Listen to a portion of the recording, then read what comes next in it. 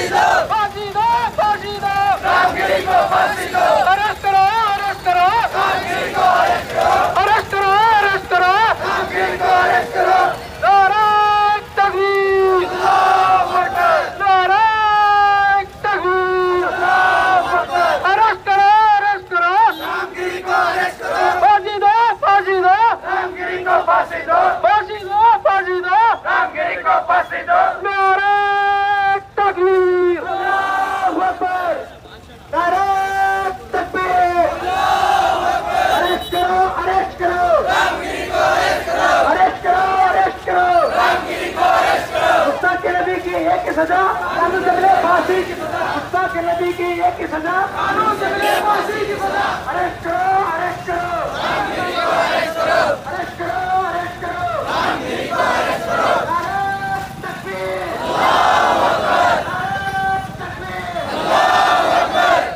ಕೊಟ್ಟಂತ ಒಂದು ಸಂವಿಧಾನ ಇಷ್ಟ ಅಂತ ಹೇಳ್ತಾ ಇವತ್ತಿನ ದಿವಸ ಮುದ್ದೇಬಿಹಾಳ್ ತಾಲೂಕಾ ಮುಸ್ಲಿಂ ಫೋರಂ ಇವರು ಪ್ರವಾದಿ ಮೊಹಮ್ಮದ್ ಪೈಗಂಬರ್ ವ್ಯಕ್ತಿತ್ವ ಅವಲಂಕಾರಿ ಪದ ಬಳಸಿರುವಂತ ರಾಮಗಿರಿ ಅವರನ್ನ ಬಂಧನಕ್ಕೆ ಬೃಹತ್ ಪ್ರತಿಭಟನಾ ರ್ಯಾಲಿ ಮೆರವಣಿಗೆ ಮೂಲಕ ಮನವಿಯನ್ನು ಕೊಡಲು ಹೊರಡುತ್ತಾರೆ.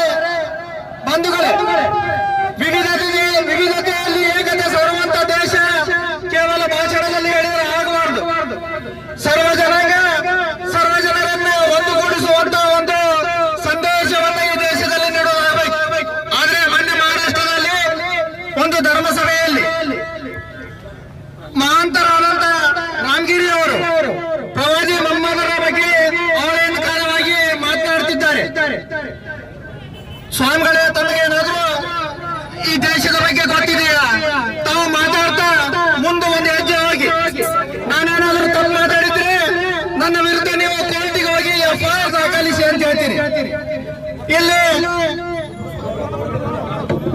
ಸಂವಿಧಾನದಲ್ಲಿ ಪ್ರತಿಯೊಬ್ಬರಿಗೂ ಮಾತನಾಡುವ ಹಕ್ಕಿದೆ ಅಂತ ಹೇಳ್ತಾ ಸಂವಿಧಾನದಲ್ಲಿ ಬರ್ತಕ್ಕಂಥ ಸೆಕ್ಷನ್ 153A, 298A ಹಾಗೂ 293A ಈ ಸಂವಿಧಾನ ಭಾಗವನ್ನ ತಾವು ಓದದೆ, ತಾವು ತಿಳಿದುಕೊಳ್ಳದೆ ಮತೀಯ ಗಲಭೆಯ ಮಾತುಗಳನ್ನ ಆ ಒಂದು ಧಾರ್ಮಿಕ ಸಮ್ಮೇಳನದಲ್ಲಿ ಹೇಳ್ತಾ ಇದ್ದೀರಿ.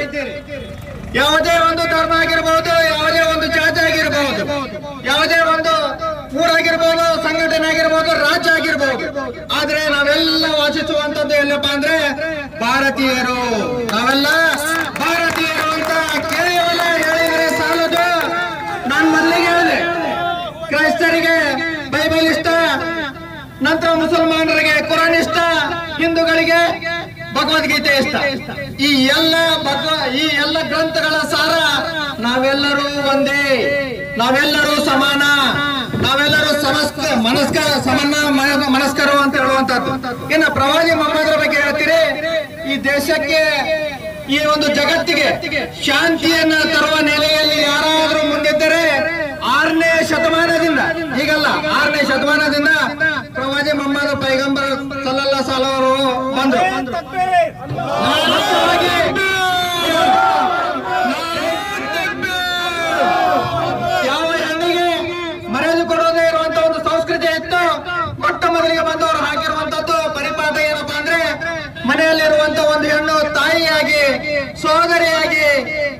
ಪತ್ನಿಯಾಗಿ ಅದರ ಜೊತೆಗೆ ಮಗಳಾಗಿ ಪ್ರೇರೇಪಿಸುವಂತದ್ದು. ಯಾವುದೇ ಕಾರಣಕ್ಕೆ ಹೆಣ್ಣಿನ ಬಗ್ಗೆ ಅವಹೇಳನಕಾರಿಯಾಗಿ ಮಾತನಾಡಬಾರ್ದು, ಅವ್ರ ವಿರುದ್ಧ ಮಾತಾಡಬಾರ್ದು. ಯಾವ ಒಂದು ಪರಿಸ್ಥಿತಿ 6ನೇ ಶತಮಾನದಲ್ಲಿ ಅಂದ್ರೆ ಹೆಣ್ಣು ಮನೆಯಲ್ಲಿ ಹುಟ್ಟಿದ್ರೆ ಅನಿಷ್ಟ ಅನ್ನುವಂತ ಒಂದು ಪದ್ಧತಿ ಇತ್ತು. ಪ್ರವಾದಿಯವರು ಬಂದ ನಂತರ ತಾಯಿಯ ಪಾದದ ಅಡಿಯಲ್ಲಿ ಸ್ವರ್ಗವಿದೆ, ತಾಯಿಯ ಜೊತೆಗೆ ನೀವು ಸರಿಯಾಗಿ ವರ್ತನೆ ಮಾಡಿ, ಸ್ವರ್ಗದ ಅಡಿಯಲ್ಲಿ ಪಾದ ಇದೆ ಅಂದ್ರೆ ಹಂಗೆ ಅಲ್ಲ. ನಾವು ನಮ್ಮ ತಂದೆ ತಾಯಿಗಳಿಗೆ ನಮ್ಮ ಸೇವೆಯನ್ನು ಸಲ್ಲಿಸಬೇಕು, ಅವರ ಮನಸ್ಸನ್ನ ನೋಯಿಸದೇ ಇರಬೇಕು. ಇದು ಪ್ರವಾದಿಯವರ ಒಂದು ಸಾರ ಅಂತಂದ್ರೆ ತಪ್ಪಾಗ್ಲಿಕ್ಕಿಲ್ಲ. ತಕ್ಬೀರ್, ನಾರಾ ತಕ್ಬೀರ್.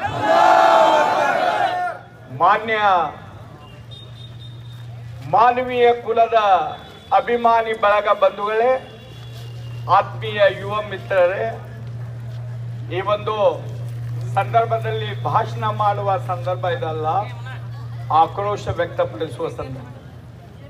ಇಡೀ ಮಾನವ ಕುಲ ಸಂದೇಶ, ಮಾನವ ಕುಲದ ಒಳತಿಗಾಗಿ ಸಂದೇಶ ನೀಡಿದಂತ ಯಾವುದಾದ್ರೂ ಧರ್ಮ ಇದ್ದರೆ ಅದು ಇಸ್ಲಾಂ ಧರ್ಮ.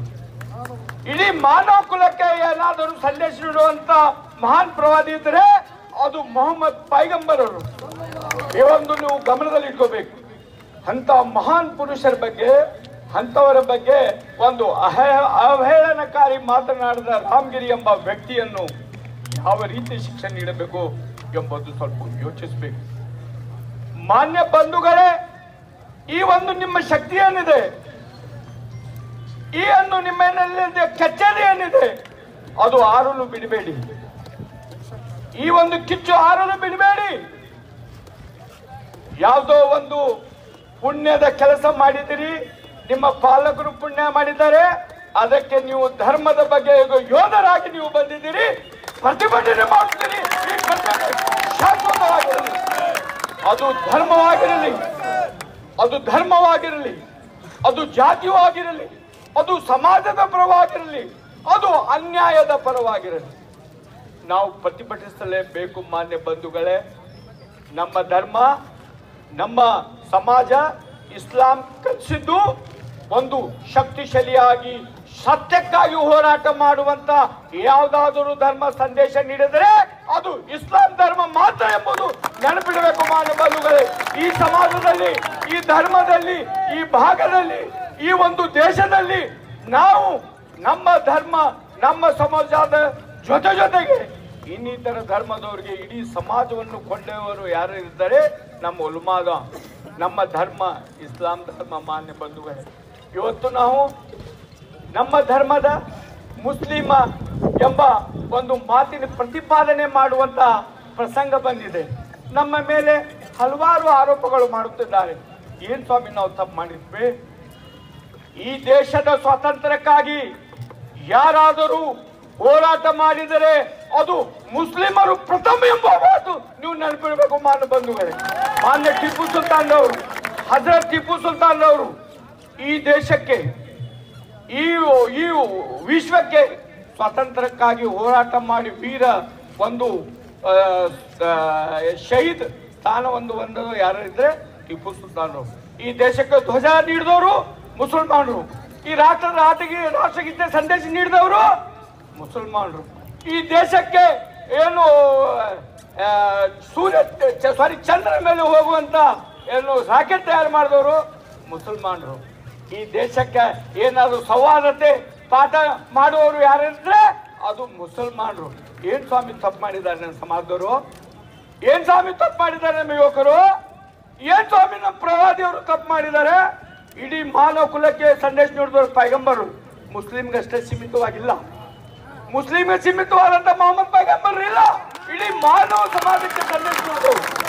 ಅವರು ಅಜಾನ್ ನೀಡಿಲ್ಲ. ಅಜಾನ್ ಯಾವತ್ತು ಪೈಗಂಬರು ಅಜಾನ್ ನೀಡಿಲ್ಲ. ಯಾಕೆ ನೀಡಿಲ್ಲ ತಮ್ಗೆ ಗೊತ್ತಾ? ಅಕಸ್ಮಾತ್ ಅವರು ಅಜಾನ್ ಮಾಡಿದ್ರೆ ಇಡೀ ಜೀವವಾಸಿ ನಮಾಜ್ ಮಾಡಲಿಕ್ಕೆ ಮಸೂದಿಗೆ ಬರುವಂತ ಸಂದರ್ಭ ಇತ್ತು. ಅದಕ್ಕೆ ಅವರು ಯಾವತ್ತೂ ಅಜಾನ್ ಮಾಡಿಲ್ಲ. ಮಾನ ಬಂಧುಗಳು, ನಾನು ನಿಮಗೆ ಒಂದು ಮಾತು ಕರೆ ನೀಡ್ತೀನಿ ಯುವಕರೇ, ಇದು ಒಂದೇ ಅಲ್ಲ, ಯಾವುದೇ ವಿಷಯ ಆಗಿ ಪ್ರತ್ಯೇಕವಾಗಿ ಸೈನಿಕರಾಗಿ ಹೋರಾಟ ಮಾಡಿ. ನಾ ಈ ಸಂದರ್ಭದಲ್ಲಿ ಬಹಳ ನಾನು ಹೆಮ್ಮೆಯಿಂದ ಅಲ್ಲಾ ಬಕ್ಷ ನಾ ಕುಡ್ಗೆ ಅವ್ರಿಗೆ, ನಾ ಮಹಬೂಬ್ ಅವ್ರಿಗೆ, ಹುಸೇನ್ ಉಮ್ರು, ಕೆಲವು ಜನ ಇದ್ದಾರೆ ಇಲ್ಲಿ ಸಮಾಜಕ್ಕಾಗಿ ಕೆಲಸ ಮಾಡ್ತಾ ಇದ್ದಾರೆ, ಅವ್ರಿಗೆ ನಾ ಅಭಿನಂದನೆ ಸಲ್ಲಿಸ್ತಾ ಇದ್ದೀನಿ. ಈ ಮಾತಾಡೋದು ಮತ್ತೊಂದು ಅವಕಾಶ ಐತಿ, ನಾವು ಮಾತಾಡ್ತೀವಿ. ಇದು ನಾವು ಎಚ್ಚರಿಕೆ ನೀಡ್ತೀವಿ.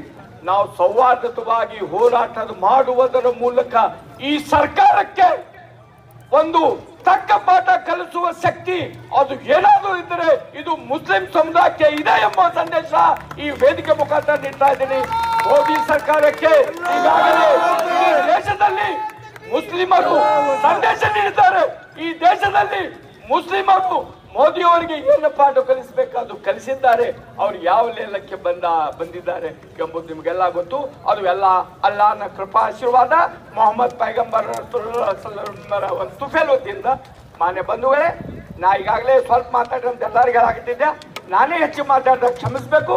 ಮತ್ತೊಮ್ಮೆ ತಮಗೆಲ್ಲರಿಗೂ ತಮ್ಮ ಈ ಆವಾಜ್ ಕಿಲ್ಲಾ ಒಳಗೆ ಕೇಳಬೇಕು, ತಕ್ಬೀರ್ ಆವಾಜ್ ಕಿಲ್ಲಾ ಒಳಗೆ ಕೇಳಬೇಕು. ಅದು ಒಂದು ಕೊನೆಯ ನನ್ನ ಒಂದು ಕರೆ ನೀಡುತ್ತ ಮೂಲಕ ನಾರಾ ತಕ್ಬೀರ್, ನಾರಾ तकबीर। हर चीज को जो है बर्दाश्त कर सकते हैं, नबी की शान में कभी गुस्ताखी हम बर्दाश्त नहीं करेंगे। आज ये रामगिरी नालायक कमीना कुत्ता मुसलमान और हिंदू में झगड़ा लगाना चाह रहा है, इस शहर इस वतन के अमन को खराब करना चाह रहा है, सवारदते को खत्म करना चाह रहा है। ऐसे रामगिरी हर शहर के अंदर है, लेकिन अल्हम्दुलिल्लाह मुद्दे बेहाल शहर अमन वाला शहर है। यहाँ एक सवारदते हैं। मेरे अजीजों, मेरे बुजुर्गों, ये क्या समझ रहा है कि मैं हीरो बन जाऊं? बैठा हुआ है, अगर इसके अंदर ताकत है, दम है, सिर्फ पेट्रोल डलाने के लिए बाहर आ जाता है। अरे तेरा तो सत्यानाश तो हो जाएगा, लेकिन ये जो है छोटे छोटे मासूम, जिस तरह अबाबील अबरा बादशाह को जो है मेरे अजीजों अल्लाह ने तबाह करवाया है, गुस्ताखे रसूल की मेरे अजीजों मेरे बुजुर्गों यही हालत होने वाली है। आका ताज़दार मदीना सल्लल्लाहु अलैहि वसल्लम दुनिया से रुखसत होने के बाद उस वक्त भी गुस्ताखे रसूल हो गई थी, लेकिन हजरत उमर फारूक, हजरत अबू बकर सिद्दीक, हजरत मौला अली रज़ी अल्लाह ताला दिगर असहाब एक आवाज पर 1.5 लाख असहाब जमा हो गए। कहा ये गुस्ताखे रसूल का जवाब जब तक हम नहीं देंगे वहां तक हम अपने घर नहीं जाएंगे।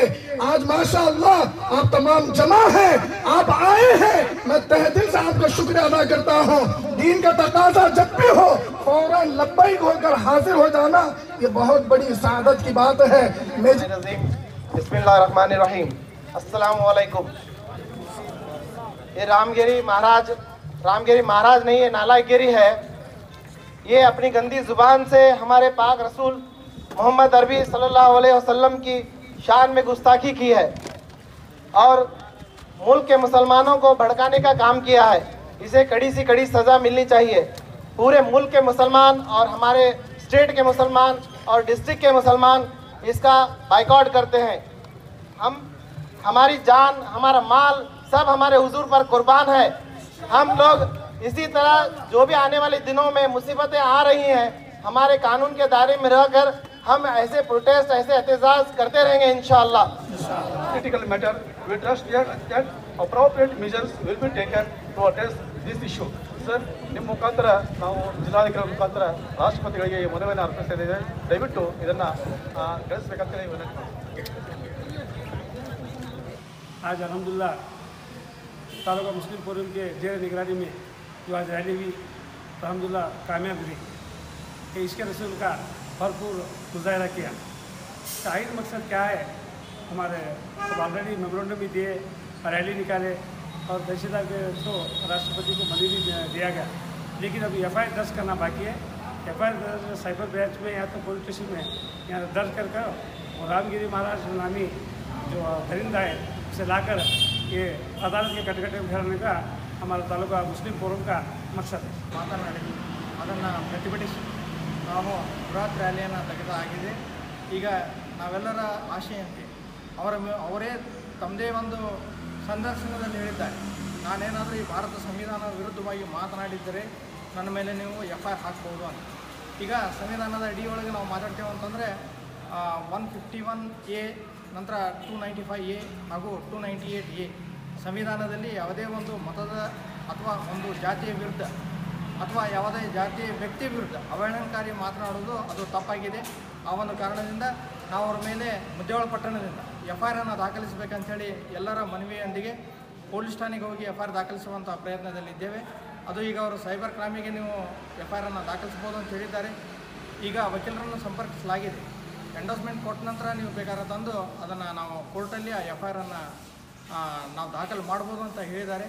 ಅದನ್ನು ಮುಂದುವರೆದಂಥ ಭಾಗದಲ್ಲಿ ಆ ಒಂದು ರಾಮಗಿರಿ ಬಾಬಾರ ವಿರುದ್ಧ FIR ದಾಖಲು ಮಾಡುವಂಥದ್ದು ಈ ಒಂದು ಮುಸ್ಲಿಂ ಫೋರಮ್ ಮಾಡುತ್ತದೆ ಅನ್ನುವಂಥ ಒಂದು ಮಾತನ್ನು ಹೇಳ್ತಾ ನನ್ನ ಮಾತಿಗೆ ಬರೋದು. ಅಂದರೆ ಸರ್ ನೀವು FIR ಮಾಡೋತನ ಅವ್ರಿಗೆ ಬಿಡೋದಿಲ್ಲ ಸರ್?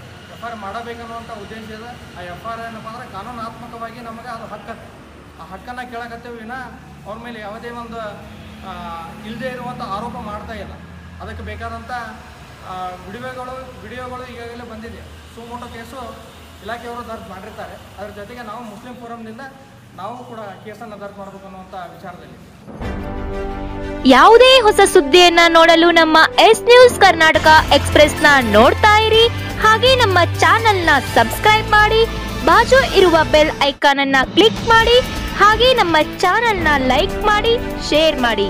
ನಮ್ಮ ನಡೆ ಸತ್ಯದ ಕಡೆ.